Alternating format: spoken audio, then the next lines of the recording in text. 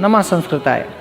मैं संस्कृत गंगा से सर्वज्ञ भूषण आप सभी श्रोताओं का स्वागत करता हूं। तो आइए हम गुरुदेव के श्री चरणों में निवेदन करते हैं कि आदरणीय गुरुजी प्रोफेसर गिरिजा शंकर शास्त्री जी गीता का अगला पाठ हम सब लोगों को बताएं। नमः संस्कृताय। पुनः अगले श्लोक में भगवान ने कहा, अहं वैश्वानरो भूत्वा प्राणिनां देहमाश्रितः प्राणापान समायुक्तः पचामि अन्नं चतुर्विधम्। भगवान अर्जुन को अपनी एक प्रकार से विभूति बताते हुए कह रहे हैं कि पहले कहा था कि हम जो ये सूर्य हैं मैं ही हूँ, चंद्रमा मैं हूँ और अग्नि मैं हूँ। इनके जो तेज हैं उसको मुझे ही जानना। और चंद्रमा का वर्णन करते हुए ये भी कहा कि जो सोम है उसी सोम तत्व से सारी औषधियाँ पुष्ट होती हैं। तो उसमें जो रस है वो कौन है, तो कहा मैं ही हूँ। तो भगवान पुनः अपने को बताते हुए कह रहे हैं कि मैं ही अहम जो शब्द है इसका अर्थ ही यही है कि न हन्यते इति अहम, न जहात इति अहम, जो कभी छूटता नहीं, कभी नष्ट नहीं होता, जो कभी मारा नहीं जाता, जो मरता नहीं, वही अहम है। ये उत्तम है हमेशा। तो कहा मैं ही वैश्वानरो भूत्वा, मैं वैश्वानर हूँ। वैश्वानर माने अग्नि। और प्राणिनाम देहम आश्रितः, तो प्राणियों के देह में आश्रित मन स्थित होता हुआ, देह माने शरीर में, प्राणिनाम माने सभी प्राणियों के, इसीलिए बहुवचन प्रयोग किया है, षष्ठी बहुवचन। प्राणिनाम देहम आश्रितः, मैं सब प्राणियों के शरीर में आश्रित मन स्थित होता हुआ, वैश्वानर भूत्वा, पुनः वैश्वानर माने अग्नि रूप होकर के, प्राणापान समायुक्त, प्राण और अपान से युक्त होता हुआ, चतुर्विधम अन्नम पचामि, चार विधम माने विधा माने प्रकार, चार प्रकार के अन्न को पचाता हूँ। तो पहले तो अन्न दिया परमात्मा ने, जो अन्न है वह किस रूप में आया, तो कह दिया कि उसमें जो सोम तत्व है, अन्न में ही सोम तत्व होता है। अन्न एक प्रकार की औषधि, औषधि के अनेक अर्थ किए गए हैं। औषधि का एक अर्थ तो यही है कि जो अमरकोशकार कहते हैं कि औषध्य फलपाक्रांता, जब फल दे और वो फल दे करके नष्ट हो जाए तो वह औषधि है। तो इसके अंतर्गत सारे अन्न आ जाएंगे, गेहूँ, चावल, धान आदि, और जो भी अन्न है, सभी अन्न एक बार ही फसल आती है और वो अपना फल दे करके नष्ट हो जाती है, तो उसको औषधि कहते हैं। और दूसरा औषधि का अर्थ जो पारस्कर ने किया, पारस्कर गृह सूत्र में है कि औषधि दोषान आधत्ते गुणान इति औषधि, जो दोषों को हटा करके उसके स्थान पर गुणों का आधान कर दे, औषधि है। तो भगवान कह रहे हैं कि मैं सोम तत्व के रूप में सोम बन करके पहले तो औषधियों को मैं ही पुष्ट करता हूँ और उसका जो रस है वो मैं ही हूँ। तो कहा कि ठीक है, पर यह भोक्ता कौन है, तो भोक्ता भी कह रहे मैं ही हूँ। यहाँ भूत्वा का माने हो करके, और अहम वैश्वानरो भूत्वा, मैं वैश्वानर हो करके, वैश्वानर अग्नि। तो ये जो जाठराग्नि है या अग्नि तो तीनों परमात्मा ही है, पर प्राणियों के देह में अगर देखें तो जो जठर है, पेट, जाठराग्नि बोलते हैं, यह अग्नि अगर बुझ जाए या अग्नि मंद हो जाए अथवा अग्नि समाप्त हो जाए तो कोई एक कवल भी भोजन पचा नहीं पाता, वमन हो जाएगा। तो भगवान पहले तो प्राण के रूप में उसी औषधि को, अन्न को अंदर ग्रहण किया, प्राण ने अंदर ग्रहण किया, और फिर जाकर भोजन अग्नि के रूप में पचाते हैं और अपान के माध्यम से उसको, जो उसका वायवी अंश है उसको बाहर कर देते हैं, अपन कर देते हैं। तो ये परमात्मा ही है जो कह रहा है कि मैं प्राणापान समायुक्त। और ये प्रायः जो विचारक जन हैं, विशेष करके संत महात्मा, किसी प्रकार का अन्न जब उन्हें मिलता है, भोजन मिलता है, वो अन्न कहते ही है अद्यते इति अन्नम, जो खाया जाए वही अन्न है। जो जिस प्रकार का भोजन करता है, मनुष्य तो अन्न ही खाता है, लेकिन भूसा आदि पशु खाते हैं, अन्न पक्षी भी ग्रहण करते हैं। तो जो जिस प्रकार की चीज अन्न का माने एक प्रकार से तो मनुष्य के लिए अन्न अद्यते अन्नम, और पशु पक्षियों के लिए भी वही अर्थ है। भले ही वो कुछ भी खा रहे हो, पशु तो चारा खाते हैं, उनके लिए वो अन्न ही है।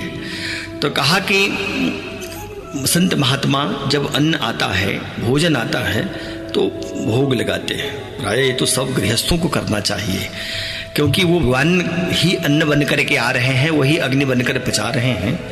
तो वो 5 प्राणों को आहुति दी जाती है। ये आहुति में बोलते ही हैं प्राणाय स्वाहा, अपानाय स्वाहा, व्यानाय स्वाहा, उदानाय स्वाहा, समानाय स्वाहा। तो ये जो आहुति देते हैं फिर जल घुमाते हैं, इसका अर्थ यही है कि प्राण भूखे हैं, प्राणों की संतुष्टि के लिए ये अन्न दिया जा रहा है।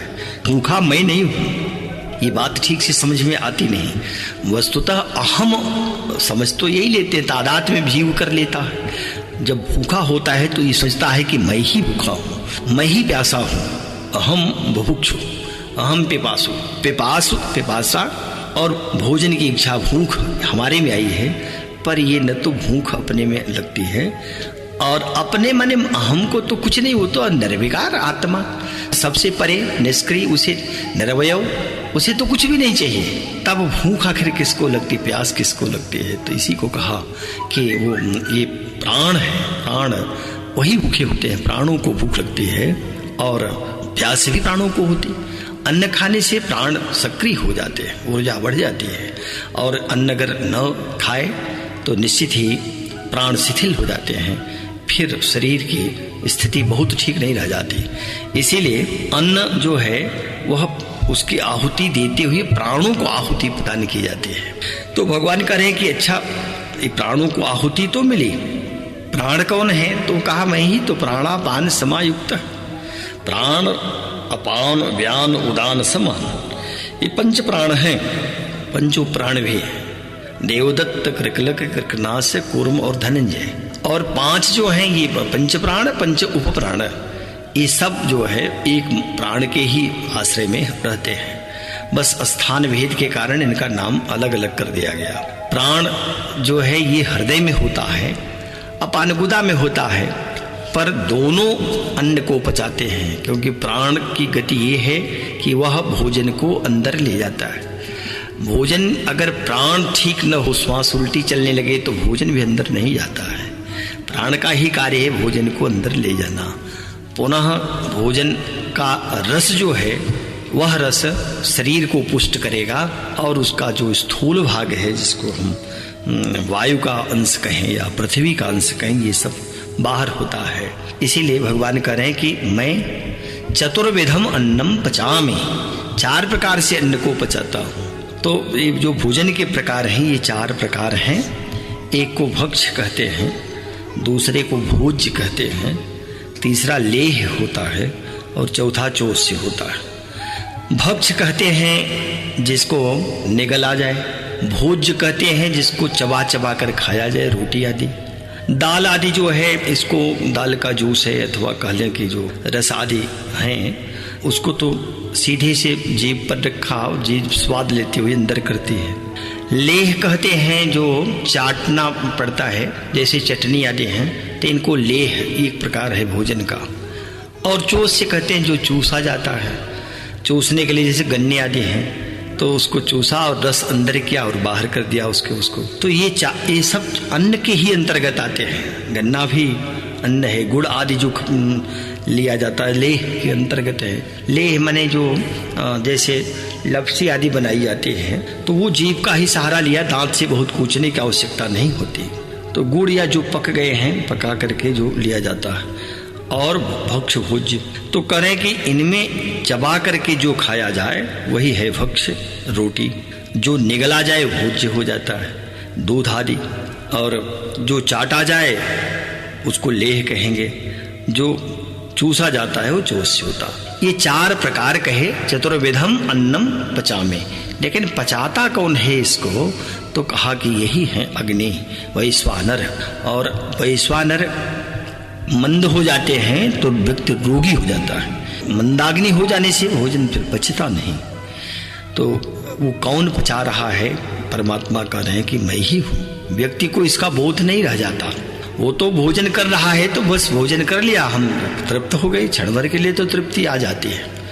पर इसका बोध हमेशा बना रहना चाहिए कि मैं भोजन नहीं कर रहा हूँ, हम भोक्ता न, मैं भोक्ता नहीं हूँ। कौन है? प्राण है। प्राणों को इसकी आवश्यकता है।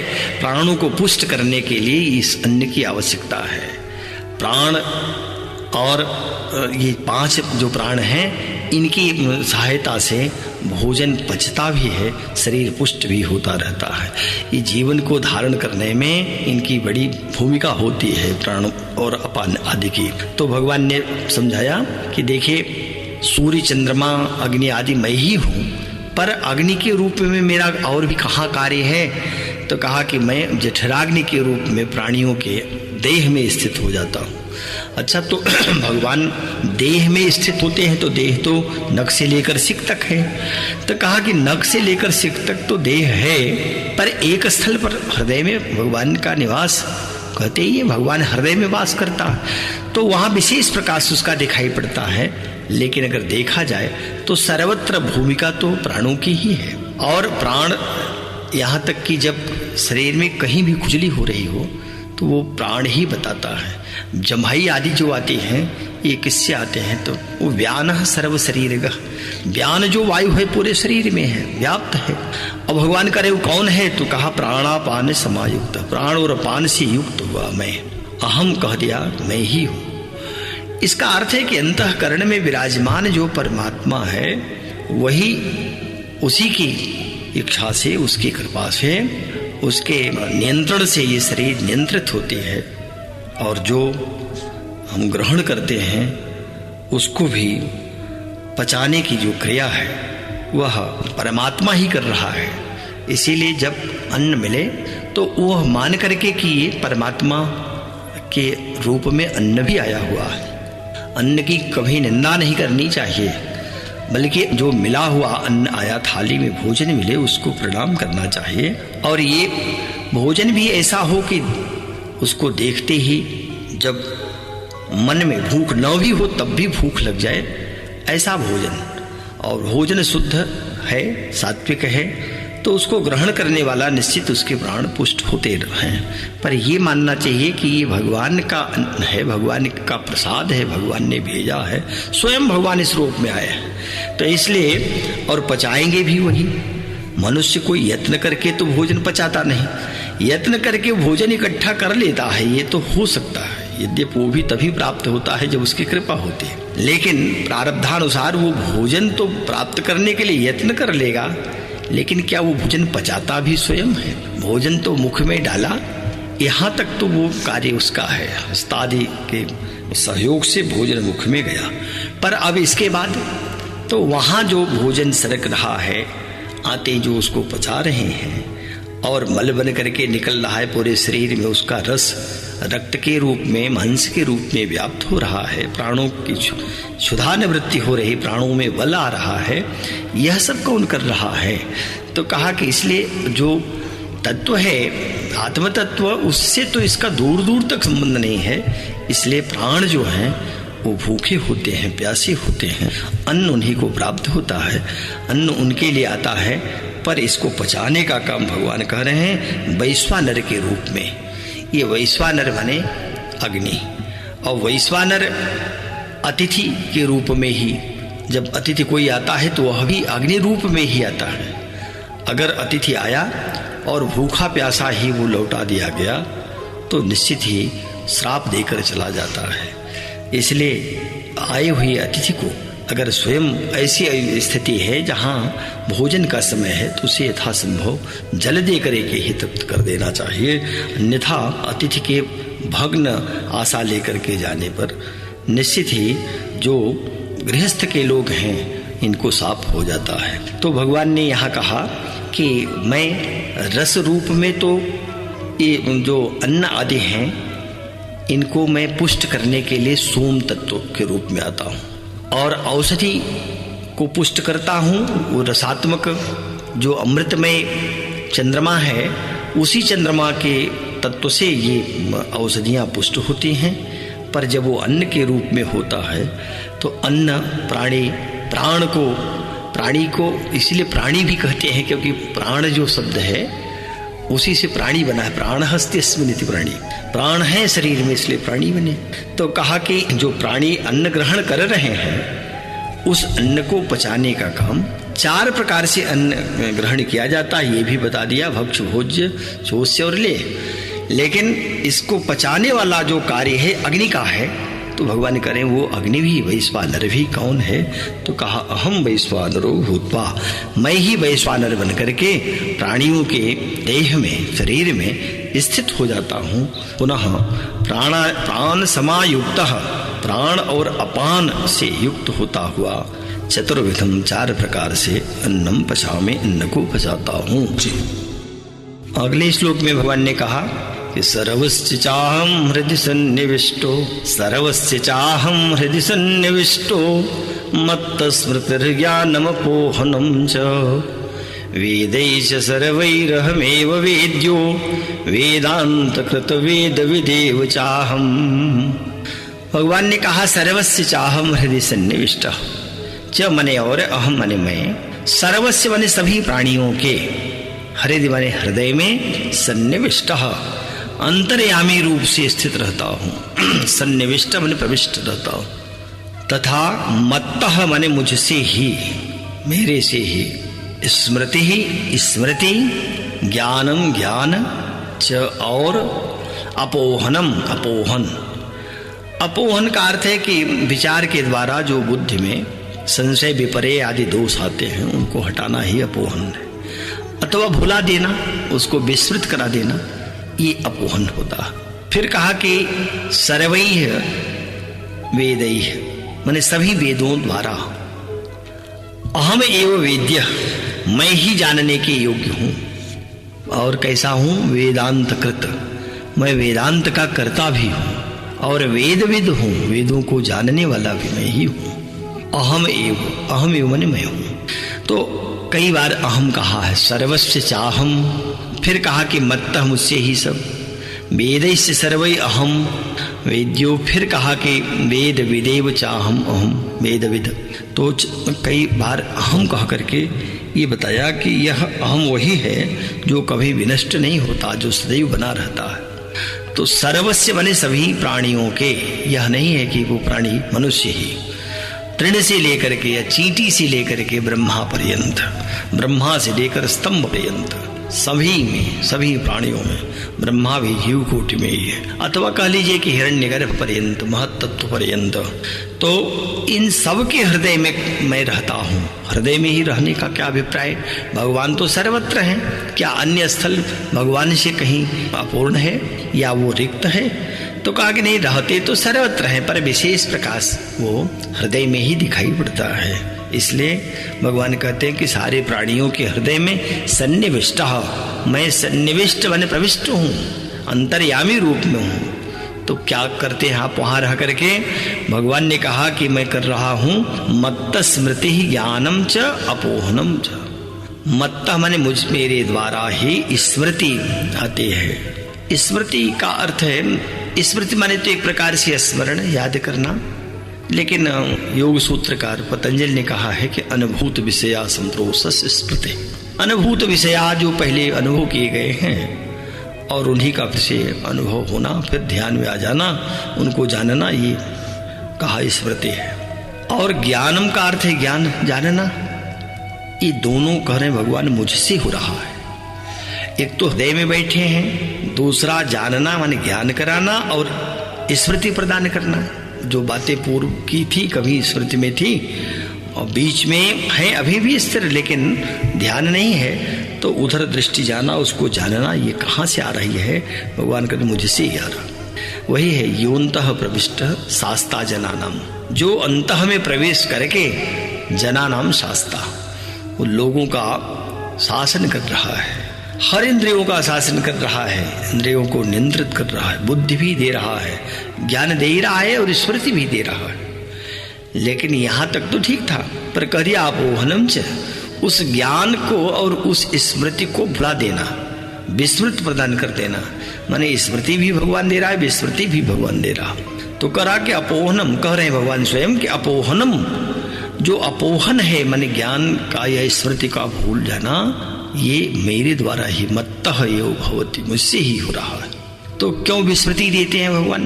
अगर विस्मृति न दें, सब कुछ स्मृति भी आ जाए तो व्यक्ति का जीना कठिन हो जाए, जी नहीं सकता। और वह भी अगर पूर्व जन्मों की स्मृति बन जाए तब तो आदमी पागल ही हो जाए। एक जन्म के संबंधों को नहीं निर्वाह कर पाता, इतना मोहग्रस्त हो जाता है, ममताग्रस्त हो जाता है। अगर कई जन्मों के संबंध स्मृति में आ जाए तब तो फिर विनष्ट ही हो जाए। इसीलिए भगवान अपोहन भी कर देते हैं, विस्मृति भी प्रदान कर देते हैं। तीसरा इसका ये जो अर्थ किया हमारे महात्माओं ने, उन्होंने कहा कि ये 3 प्रकार की बात जो भगवान कर रहे हैं, वो देखें, जो जागृत अवस्था है वो ज्ञान की अवस्था है, स्वप्न की अवस्था है वो स्मृति अवस्था। अनुभव होते हैं मन के द्वारा, ऐसा ऐसा दिखाई पड़ता है। कभी देखा गया प्रत्यक्ष का सांप जो है वह भी सर्प आ गया अनुभव में, कभी डूबता हुआ दिखाई पड़ा, कभी किसी रूप में। तो जो स्मृति के रूप में आ रहा है वो तो स्वप्नावस्था, और जागृत के रूप में जो आ रहा है वो ज्ञान की अवस्था। कहा लेकिन जब सो जाता है, सुसुप्ति हो जाती है, तब वही अपोहन की स्थिति है, विस्मृति हो जाती है। क्योंकि सुसुप्त में कुछ भी ध्यान नहीं रह जाता है, कुछ भी बोध नहीं होता, वो अपोहन हो जाता है। तो यह भी एक विशिष्ट अर्थ विद्वानों का है।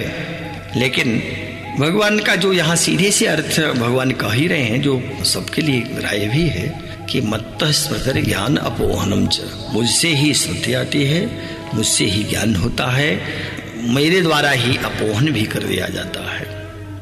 भगवान कह रहे हैं कि सर्वै वेदै अहम एव वेद्यम, वेद्य माने संपूर्ण वेदों के द्वारा, 4 ही वेद हैं, तो उन समस्त वेदों के द्वारा मैं ही जानने योग्य हूँ। क्या भगवान का ये अभिप्राय है कि देखें, 3 वेदों के 3 भाग हैं, ज्ञान कांड और उसके साथ उपासना कांड और फिर कर्म कांड, मंत्र भाग। कर्म कांड, उपासना कांड और ज्ञान कांड। तो इसमें जो कर्म कांड है, मंत्र भाग है, लोग कहते हैं कि इसमें तो बहुत सारी बातें कही गई, नरगल बातें हैं, अथवा इसके द्वारा केवल पूजा पाठ कराया जाना, यज्ञ आदि हैं, तो ये इससे क्या है? तो यहाँ भगवान लेकिन ये बात कह करके कि देखें, ये सारी शंकाओं को निर्मूल कर दिया है। कहते हैं कि यहाँ वेद के द्वारा जो उसका मुख्य प्रतिपाद्य विषय है वो अहम एव वेद्य, मैं ही जानने के योग्य हूँ। माने वेद जिसका बोध कराते हैं, उनका अंतिम जो बोध कराने का कहें कि जो लक्ष्य है, उद्देश्य है, वो क्या है? तो वह है भगवान को जानना, परमात्मा को जानना। सर्व वेदों का तात्पर्य परमेश्वर को जानने का ही है। अगर परमेश्वर को न जानने की बात वेद करें तो फिर वेद काहे का? इसीलिए सब वेदों द्वारा जानने के योग्य एकमात्र वही परमेश्वर ही है। तो भगवान ने यहाँ ये बात कहकर के बता भी दिया कि मेरे द्वारा ही ये सब कुछ जाना जा रहा है, वेद मेरा ही प्रतिपादन करते हैं, इसलिए मैं वेदांत का कर्ता भी हूँ, वेदांत कृत। वेदांत के कर्ता तो व्यास आदि हैं। हाँ, तो व्यास और दूसरे कौन हैं? व्यास का भी अवतार, 24वां अवतार जो है द्वापर में व्यास जी का, वो भगवान का ही अंश माना गया है। नमोस्तुते व्यास विशाल बुद्धे फुल्लारविंदायत पुत्र नेत्र येन त्वया भारत तैल पूर्ण प्रज्वालितो ज्ञानमय प्रदीप। तो व्यास जी को भी गुरु ही माना गया, और ऐसा गुरु जो सबके गुरु हों। इसीलिए जो व्यास की जन्मतिथि है वेद व्यास जी की, उस दिन को हमारे भारतवर्ष में गुरु पूर्णिमा ही कह दिया गया। वो गुरु पूर्णिमा जो मनाई जाती है, आषाढ़ शुक्ल पक्ष पूर्णिमा, वो व्यास जी की जन्मतिथि है। व्यास जी सबके गुरु हैं, और व्यास जी वेदांत के कर्ता भी हैं, वेदांत के प्रवर्तक भी हैं। तो भगवान करें वो कौन? वेदांत कृत, वेदांत की रचना, वेदांत को बनाने वाला मैं। और वेदविद तो कहा कि वेदों को जानने वाला भी अहम एव, मैं ही हूँ। समस्त वेद को, वेद के तात्पर्य को और कोई नहीं जान सकता। अथवा जो अपने गुरु परंपरा से पढ़ते हैं वो किसी शाखा आदि वेद की एक शाखा को जानते हैं, पर भगवान कह रहे हैं कि संपूर्ण वेदों को जो जानने वाला है मैं ही हूँ। तो इस श्लोक में भगवान ने अपने को ये बताया कि मेरे द्वारा ही स्मृति ज्ञान और ज्ञान का और स्मृति ज्ञान दोनों का अपोहन ये मेरे द्वारा ही होता है। मैं ही वेदांत का करता हूँ, सारे वेद मेरा ही प्रतिपादन करते हैं और वेदविद मैं ही हूँ। ये बात कह करके भगवान ने सिद्ध किया, ये बताया कि सर्वस्य चाहम हृदय सन्निविष्ट, मैं ही सब प्राणियों के हृदय में स्थित रहता हूँ। इसलिए किसी प्राणी को देखिए, चाहे तो वह किसी भी उसका हो, ये नहीं है कि धर्म उसका अलग है, वो चांडाल वंश का है, शूद्र है, अथवा वो अन्य प्राणी है, तो वो किसी भी रूप में हो, उसमें यही तत्व देखना है कि वो परमात्मा ही उस रूप में चलता फिरता दिखाई दे रहा है। भगवान ने कह दिया सर्वस्य चाहम हृदय सन्निविष्ट। ये दृष्टि जब आती है तो निश्चित ही फिर वह उत्तम दृष्टि होती है और तभी भगवान की कृपा प्राप्त होती है। तो ये बता करके पुनः अगले श्लोक से भगवान कह रहे हैं, ये जो अगला श्लोक है ये 2 अध्याय जो 7वें अध्याय में कहा था और जो 13वें में कहा था, मानो दोनों का यहाँ सामंजस्य बनाते हुए बात कहा। भगवान ने कहा द्वाविमो पुरुषो लोके क्षरश्चाक्षर एव च क्षरः सर्वाणि भूतानि कूटस्थोऽक्षर उच्यते। भगवान ने कहा कि हे अर्जुन, लोके क्षरः च अक्षरः च इमौ 2 पुरुषौ स्तः। ये इस लोक में, संसार में क्षर और अक्षर, क्षर माने नासमान, क्षरतिति क्षर और अक्षर अनक्षरतीति, जो क्षरण जिसका नहीं होता माने अविनाशी। इमौ माने यह, 2 माने 2 प्रकार के पुरुषौ, पुरुष हैं। तो पहले 7वें अध्याय में भगवान ने परा प्रकृति अपरा प्रकृति कहा था और परा प्रकृति अपरा प्रकृति अपने को ही बताया था। ये प्रकृति भी स्त्रीलिंग ही है, तो एक प्रकार से परा अपरा प्रकृति कहकर स्त्रीलिंग का बोध कराया। फिर आगे जब 13वें में क्षेत्र क्षेत्रज्ञ कहा तो वह नपुंसक लिंग, क्षेत्र क्षेत्रज्ञ। और अब यहाँ क्षर अक्षर पुरुष, तो ये पुल्लिंग। इसका भी यही तात्पर्य है कि कहीं स्त्री पुरुष नपुंसक में ये शब्द में होते हैं, पर इनमें जो बैठा हुआ है वो परमात्मा ही है और कोई नहीं। तो यहाँ करें कि 2 प्रकार के इस लोक में पुरुष हैं, एक क्षर है, दूसरा अक्षर है। क्षर इस दृष्टि से जो प्रकृति में कहा था कि हमारी जो ये अपरा प्रकृति है, भिन्ना प्रकृति रष्टधा भूमि हिरापो नलो वायु खम मनो बुद्धिरेव च अहंकारितीयम में भिन्ना प्रकृति रष्टधा। तो ये क्षर है, ये नासमान है, ये सब नष्ट होते हैं, क्षरणशील है, पुनः होते रहते हैं, ठीक है, लेकिन ये क्षरणशील है। लेकिन परा प्रकृति कहा था कि ये जो जीव है ये वो परा प्रकृति है। इसलिए जब क्षर कहा तो इससे जो बोध करा रहे हैं वो प्रकृति का बोध करा रहे हैं, प्रकृति में परिवर्तन नित्य हो रहा है। लेकिन अक्षर कह रहे हैं तो इसका अर्थ है कि वह अक्षर जो एक प्रकार से प्रकृति है वो अव्यक्त प्रकृति, जिसको जीवभूता सनातनी कहा है। तो कहा ये 2 प्रकार के पुरुष हैं।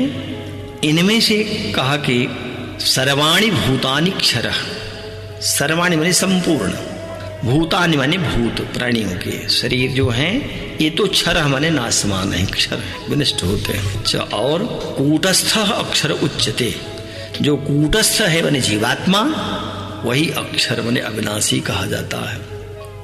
तो कूटस्थ है, कूटस्थ इसलिए कहा, कूट का कई अर्थ किया है टीकाकारों ने, विद्वानों ने। कूट का एक अर्थ तो होता है, पर कूट का एक अर्थ होता है निहाई, जिस पर लोहा, एक मोटा सा लोहा गाड़ करके रखता है, लोहार लोहकार, और उस पर गर्म करके लोहे को पीटता रहता है, तो जो है उसे कूट कहते हैं। निहाई जो है लोहकार की, उसको कूट कहते हैं। दूसरा एक कूट का अर्थ होता है चतुराई, कपट, छल, प्रपंच आदि। तो कूट में जो स्थित है वो माया ही है। माया वह परा प्रकृति, अव्यक्त प्रकृति, माने जो जैसा है उसको छिपा लेना, दूसरे रूप में दिखा देना, ये माया। माया का एक अर्थ संस्कृत के पंडितों ने भी किया कि माँ माने नहीं, या माने जो नहीं है वो माया है, माने जो दिखाई पड़ता है वो तो कुछ और भी और उसके पीछे कुछ और है, इसको कौन दिखाता? माया ही। तो माया को कहा कि यह कूटस्थ है यही है महत्व, यही भगवान इसी को कहते हैं कि हमारी अव्यक्त प्रकृति है, त्रिगुणमयी प्रकृति है और त्रिगुणमयी माया है। यह माया तो कूटस्थ है और इसको अक्षर की संज्ञा दिया, और जो प्राणी है उनको, जो प्रकृति है उसको कहा कि वो अक्षर है। जो प्रकृति माने एक प्रकार से अपरा प्रकृति जिसको कहा था वो तो अक्षर है, नासमान है, नित्य निरंतर परिवर्तन हो रहा है। लेकिन अव्यक्त प्रकृति जिसको जीवता सनातनी कहा है वो कूटस्थ है, वो अक्षर है। तो कूटस्थ और माने अक्षर और क्षर में जो अंतर है, इसको ये टीकाकारों ने ये कहा कि क्षर आप कहें तो क्षर को कार्य उपाधि से ब्रह्म, वही ब्रह्म जो कार्योपाधिक है, लेकिन जो अक्षर है ये कारणोपाधिक ब्रह्म है। बस ये अंतर, जिसको गीता में, गीता तो है ही जो जिसमें ईशावास्योपनिषद में कहा कि संभूतिम असंभूतिम च यस्तु वेदो हिंसः, माने संभूति और असंभूति एक कारण ब्रह्म है, कार्य ब्रह्म है। जो संभूति है संभवन है, उत्पत्ति होती है, प्रकृति है, तो ये कार्य ब्रह्म है, और जो असंभूति है संभवन ये कारण ब्रह्म है। तो यहाँ क्षर जो है ये कार्योपाधिक ब्रह्म कहते हैं इसको, क्योंकि कार्य रूप में आती है और विनष्ट भी होती है, लेकिन कारणोपाधिक ब्रह्म है अक्षर ब्रह्म। इसीलिए भगवान ने कहा कि इस सृष्टि में, इस संसार में दो प्रकार के क्षर अक्षर ये वो इमौ दो पुरुषो, क्षर और अक्षर माने नासवान अविनाशी, ये दो प्रकार के पुरुष हैं। उसमें सर्वाणि भूतानि क्षर, संपूर्ण भूत प्राणियों के शरीर तो क्षर है, नासवान है, इन्हीं को क्षर कहते हैं। लेकिन कूटस्थ अक्षर उच्चते, जो जीवात्मा है वो अविनाशी है, तो उसी को कारणोपाधिक ब्रह्म कहते हैं, यही अव्यकृति कही जाती है। तो क्षर और अक्षर नाम से दो पुरुष सृष्टि में हैं, ये कहा। पुनः अगले श्लोक में भगवान ने कहा कि उत्तमः पुरुषस्त्वन्यः परमात्मेत्युदाहृतः यो लोकत्रयमाविश्य बिभर्त्यव्यईश्वरः। भगवान ने कहा कि देखिए, पूर्व में जो कहा था कि क्षर अक्षर दो पुरुष हैं, तो इसमें से परमात्मा कौन है, क्या क्षर है कि अक्षर है? कहा कि वो तो दो पुरुष हैं, एक कार्योपाधिक ब्रह्म है, एक कारणोपाधिक ब्रह्म है। तो आप कौन हैं? भगवान ने कहा उत्तमः पुरुषः, तो अन्य, उत्तम पुरुष तो अन्य ही है, ठीक ही है, अन्य है माने वो क्षर अक्षर से परे है। यह क्या उसका कार्य है? कहा जो लोकत्रयम आविश्य, तीनों लोकों में आविश्य बने प्रवेश करके, विभरते बने सबका पोषण करता है, सबको धारण करता है। एवं अव्ययः ईश्वरः परमात्मा इति उदाहृतः, वही अव्यय माने अविनाशी ईश्वर है, इसलिए कहा कि वो परमेश्वर है, समर्थ है और इन उपाधियों से रहित भी है। ईश्वर का अर्थ ही है उपाधि असंसृष्ट, तुम ईश्वर जो उपाधि से अलग हो, उपाधि जिसमें नहीं लगती वही ईश्वर है। जब उपाधि आई तब तो जीव ही हुआ, और कोई ऐसा जीव नहीं है जो उपाधि रहित हो। सारे जीवों की कोई न कोई उपाधि तो होती, नाम ही हो जाता। तो कहा कि वह अव्यय है, ईश्वर परमेश्वर है, और परमात्मा परमात्मा इति उदाहृत, ऐसा कहा गया। उत्तमः पुरुषस्त्वन्यः, अन्यः तो उत्तमः पुरुष, न अक्षर और न अक्षर, माने कारण ब्रह्म और कार्य ब्रह्म, अथवा कार्योपाधिक ब्रह्म कारणोपाधिक ब्रह्म, ये क्षर अक्षर हैं, पर परमात्मा तो इससे भिन्न ही है। कौन है वो परमात्मा? कहा उत्तमः पुरुष, वही उत्तम पुरुष है। ये जो उत्तमः पुरुष है यहाँ कह रहे हैं, यही है पुरुषोत्तम। और ये इसको अगले श्लोक में भी कहेंगे कि वही पुरुषोत्तम का अर्थ है कि अच्छा, जो इस अध्याय में व्याख्याकारों ने नामकरण किया इसका, वो पुरुषोत्तम योग अध्याय कहा। इसका कारण भी यही है कि यहाँ भगवान ने स्वयं कहा कि जो क्षर अक्षर है उससे परे, उससे अलग एक अन्य भिन्न पुरुषोत्तम है। तो वो कौन पुरुषोत्तम? भगवान स्वयं साक्षात पुरुषोत्तम है। कहा यह माने जो लोकत्रयम आविश्य, तीनों लोकों में प्रवेश करेंगे। तो कुल तीन ही लोक हैं, तीनों लोकों में क्या प्रवेश करना है?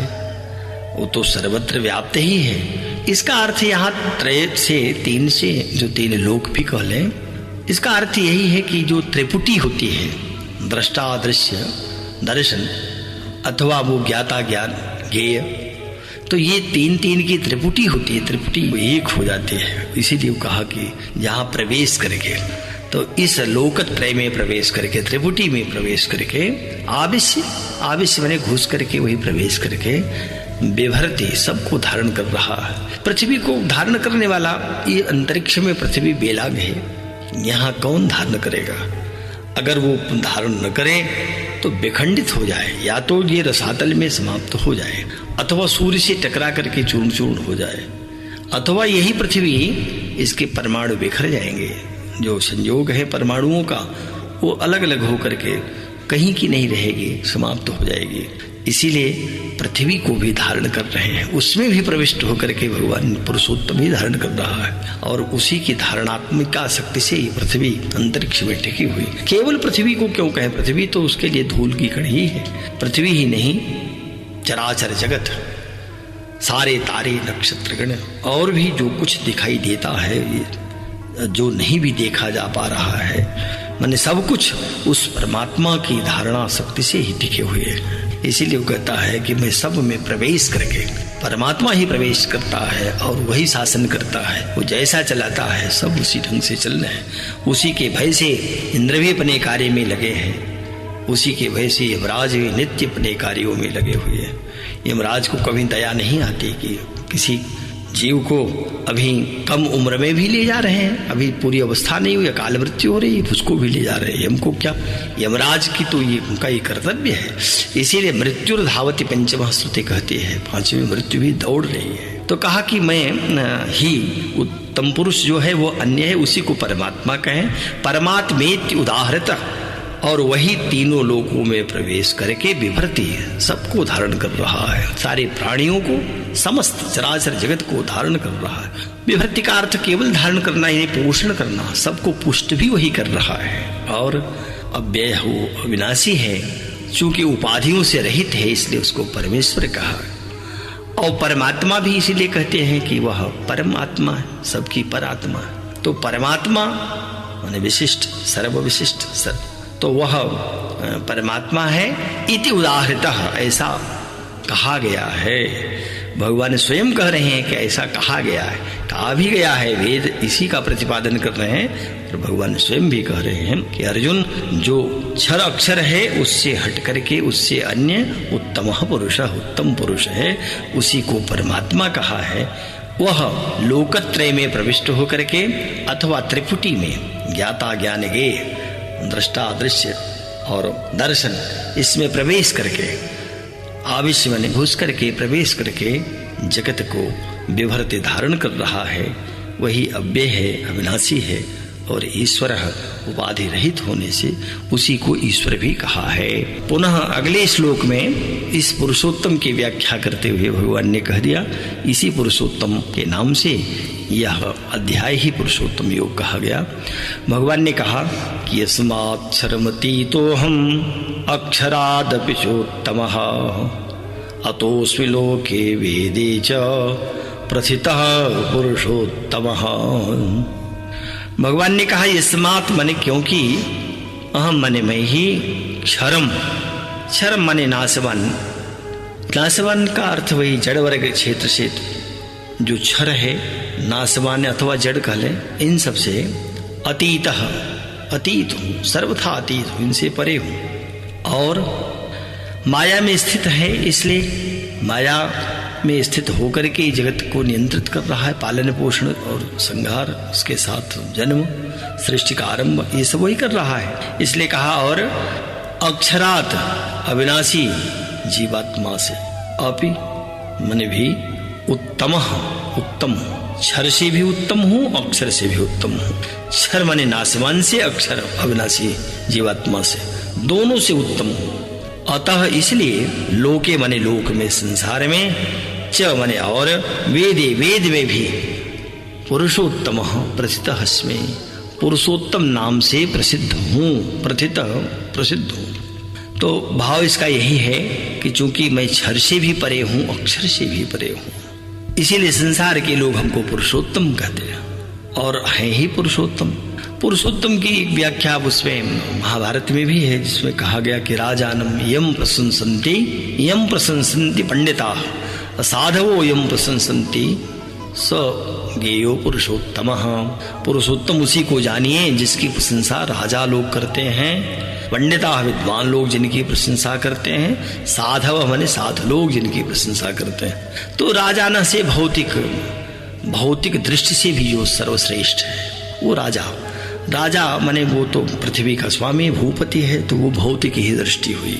और पंडिता माने बुद्धिमान जन हैं, तो इसलिए आध्यात्मिक दृष्टि से भी, ज्ञानी दृष्टि से भी, और अथवा कहें कि अधिदैविक दृष्टि से भी। और जब कहा कि साधव यम प्रशंसन्ति, साधु माने आध्यात्मिक दृष्टि से भी जिसकी प्रशंसा होती है, जो सर्वश्रेष्ठ है, जिसको सभी एक स्वर से उत्तम मानते हैं, पुरुष वही पुरुषोत्तम है। तो यह पुरुषोत्तम क्षर इस नासमान जड़ से भी परे है, उससे अतीत है, अथवा कार्य उपाधिक ब्रह्म से भी परे है, प्रकृति से परे है। पुनः अक्षरात अप्युत्तम, और अक्षर माने अविनाशी। तो अविनाशी क्या है? जीवात्मा। इसको कारण ब्रह्म कहें, अथवा कारण ब्रह्म कारणोपाधिक ब्रह्म कहें, अथवा इसको अव्याकृत प्रकृति, अथवा इसको माया कह लें। तो उस जीवता सनातनी, जिसको पहले शुरू में ही 7वें अध्याय में कहा था कि वो मेरी जो परा प्रकृति है वो जीवभूता सनातनी, तो जीवभूत जो अविनाशी है, जिसको अक्षर कहा है, उससे भी यह उत्तम है। अतः माने इसलिए, अतएव लोके वेदे च, लौकिक जगत में भी और वेदे माने वैदिक में भी, लौकिक अलौकिक दोनों दृष्टियों से, दोनों ओर से प्रथितः माने मेरी प्रसिद्धि हो चुकी है। किस रूप में? पुरुषोत्तम अस्मि, माने पुरुषोत्तम हूं। तो भगवान पुरुषोत्तम के रूप में है, और पुरुषोत्तम का अर्थ है कि जो सबसे श्रेष्ठ हो, पुरुषों में श्रेष्ठ हो। तो जायांश पुरुषः, वो वेद मंत्र है कि वह जाया माने अधिक हुआ। तो उसी पुरुष सूक्त में विराट पुरुष जहाँ उसका वर्णन है, जिससे जगत प्रसिद्ध प्रकट हुआ है, तो प्रकट जगत को ये कह दिया, वेद मंत्र में कहा गया कि वह सहस्रशीर्षा पुरुषः सहस्राक्षः सहस्रपाद स भूमिं सर्वतः स्मृत्वा अत्यतिष्ठत 10 अंगुलम। माने वह ऊपर उठा 10 अंगुल ऊपर उठा, और फिर आगे कहा त्रिपाद ऊर्ध्वम उदयित पुरुष पादों से हा भवत पुनः। लोक वेद में जो कहा जा रहा है वो पादों से, एक पाद में ही चराचर जगत आया, लेकिन त्रिपाद रूप से तो ऊपर उठा। इसीलिए वह जो पुरुष है वह पुरुष उत्तम है, उसी को पुरुषोत्तम कहेंगे। और कौन कहेगा? कहा कि तो लोके वेदे च प्रसिद्धः, लोक और वेद में तो प्रसिद्धि है ही, और यही पुरुषोत्तम है जो क्षर से भी अक्षर से दोनों से परे है। तो आज का पाठ यहीं पर समाप्त होता है। अगले पाठ के साथ, गीता के अगले अध्याय के साथ गुरुजी फिर उपस्थित होंगे। तब तक के लिए नमः संस्कृताय।